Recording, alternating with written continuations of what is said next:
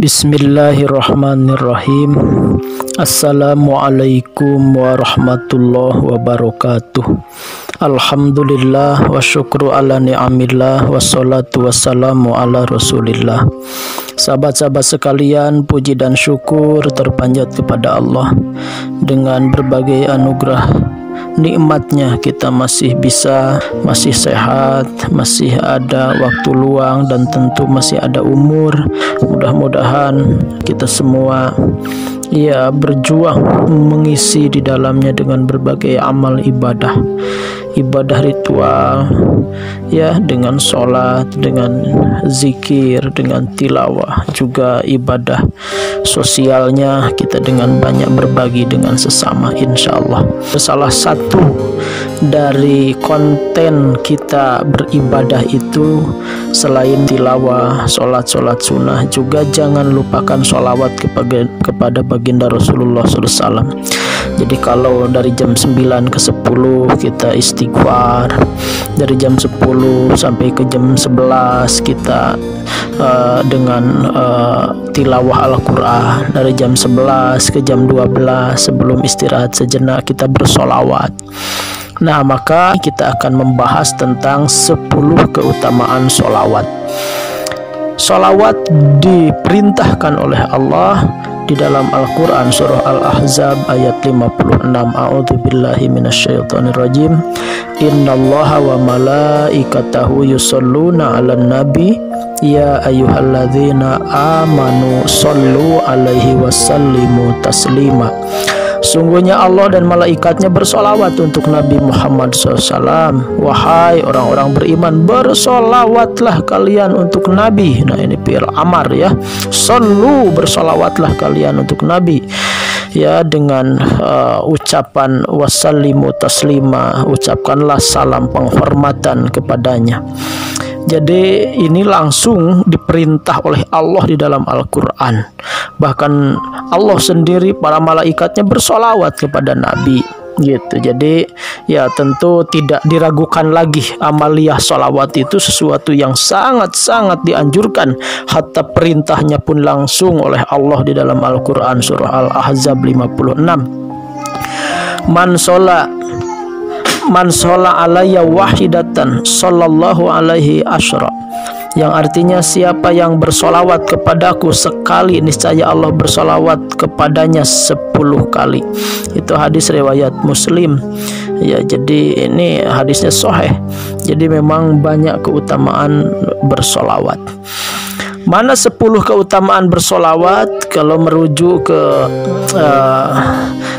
kitab Kifayatul Atqiya wa Minhajus Sofia, itu Syekh Said Bakar bin Said Muhammad Syato Ad-Dimyati itu di dalam akhir karyanya mengutip 10 keutamaan yang didapat oleh mereka yang membaca sholawat gitu. Ini disarikan dari Al-Quran dan hadis-hadis Rasulullah SAW. Apa saja orang yang bersolawat keutamaannya, fadilahnya? Maka yang pertama sholatu malikil ghafar. Sholawat itu rahmat dari Allah yang maha kuasa dan maha pengampun. Jadi kan tadi jelas ayatnya, innallah, sungguhnya Allah, wa malaikatu, dan malaikatnya yusholluna, bersolawat. Jadi keutamaan sholawat itu yang pertama adalah rahmat dari Allah yang maha kuasa dan maha pengampun. Jadi orang-orang yang bersolawat akan dirahmati oleh Allah Subhanahu wa ta'ala gitu. Dan baginda Rasul mah udah enggak butuh didoakan kita, justru kita mengharapkan limpahan. Kalau gelas sudah isi terus kita isi lagi kan luber. Kita itu mengharapkan keluberan daripada sholawat itu gitu. Maka rahmat Allah akan tercurah kepada kita, ampunan Allah akan tercurah kepada kita. Itu yang pertama, sholatu malikil ghafar, rahmat dari Allah yang maha kuasa dan maha pengampun. Yang nomor kedua, syafaatun Nabiil Mukhtar. Kita akan mendapat syafaat Nabi kita Muhammad SAW. Jadi kelak di akhirat ketika semua orang berhujah dengan berbagai hal, maka kita akan dapat hujah hebat yang dahsyat, yaitu kata baginda Nabi, ini umatku, buktinya dia senang bersolawat kepadaku. Jadi syafaat yang luar biasa kelak di akhirat bagi orang-orang yang ahli membaca solawat. Yang nomor ketiga, al-iqtida bil malaikatil abrar, mengikuti tradisi malaikat-malaikat yang baik gitu, yang jelas tadi innallaha malaikatahu, sesungguhnya Allah dan para malaikatnya. Jadi artinya malaikat pun bersolawat kepada baginda Nabi.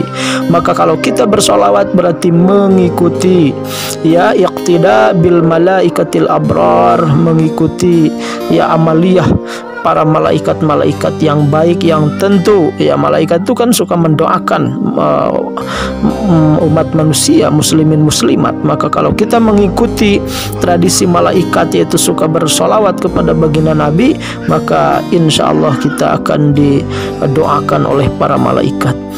Yang nomor keempat, mukhalafatul munafikin wal kuffar.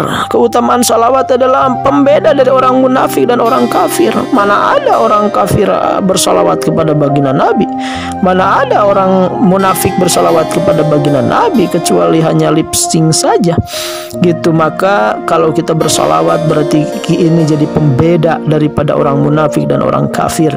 Maka kita akan digolongkan termasuk orang-orang yang beriman kepada Allah dan beriman kepada Rasulullah. Yang nomor kelima, mahwul khataya wal auzar. Jadi penghapus kesalahan dan dosa. Jadi ya salawat kita itu gitu akan menghapus kesalahan dan dosa-dosa kita. Kan ada kesalahan, ada dosa gitu. Khotoya biasanya ke dosa-dosa kecil. Kalau dosa-dosa besar ya itu yang memerlukan taubat gitu. Nah itu dengan sholawat kita berharap penghapusan kesalahan dan dosa. Yang nomor keenam, qadaul hawaij wal autar, pemenuhan hajat dan harapan. Kalau Allah ridha karena kita bersolawat, para malaikat mendoakan baginda Nabi akan mensyafaati, maka hajat kita, harapan kita di dunia ini insya Allah akan ditunaikan. Dari itu ya Allah, tahun ini ingin saya jadi pengusaha yang subur makmur, yang dengannya banyak menebar manfaat kepada sesama, membangun masjid, membangun pesantren, membangun madrasah, menyantuni yatim duafa. Jadi ya itu berdoa diawali dengan sholawat dulu gitu, karena dengan wasilah sholawat maka doa-doa kita akan ditunaikan oleh Allah Subhanahu wa ta'ala. Selanjutnya nomor ketujuh, tanwirul jawahir wal asrar, penerang lahir dan batin. Orang yang ahli baca salawat, lihat wajahnya, dia akan bersinar ya, cerah, sumringah ya, penuh dengan ini gitu ya, senyuman gitu, dengan wajah yang cerah. Itu kenapa? Karena memang salawat itu memberi athar, memberi bekas ya kepada wajah, yaitu wajah yang akan penuh dengan ya antusiasme, penuh dengan kegembiraan, tapi tenang pembawaannya, kalem, teduh gitu. Orang yang ahli bersolawat kepada baginda Nabi ya. Kenapa? Karena memang solawat itu tanwiruz zawahir wal asrar, penerang lahir dan batin. Selanjutnya nomor ke-8, an-najatu minan nar. Solawat itu ya keselamatan, ya itku minan nar, pembebasan dari api neraka. Bagaimana tidak bebas? Tadi akan disafaati oleh baginda Nabi, dan orang yang mendapat syafaat baginda Rasulullah SAW ya tentu kita akan dihindarkan dari azab neraka. Udkhulu daril qarar, kita akan masuk ke dalam surganya karena kita bersolawat ya, seperti Allah bersolawat kepada baginda Nabi, kita bersolawat pun mengikuti para malaikat bersolawat gitu. Dan bukti solawat adalah kecintaan kepada Nabi, maka tidak ada tempat yang layak bagi ahli bersolawat kecuali adalah ya al jannah, yaitu surga. Jadi dukhulu daril qarar, salah satu surga itu adalah darul qarar, masuk ke dalam surga. Dan yang ke-10 terakhir, keutamaan salawat adalah salamul ajijil jabbar, salam dari Allah yang maha mulia dan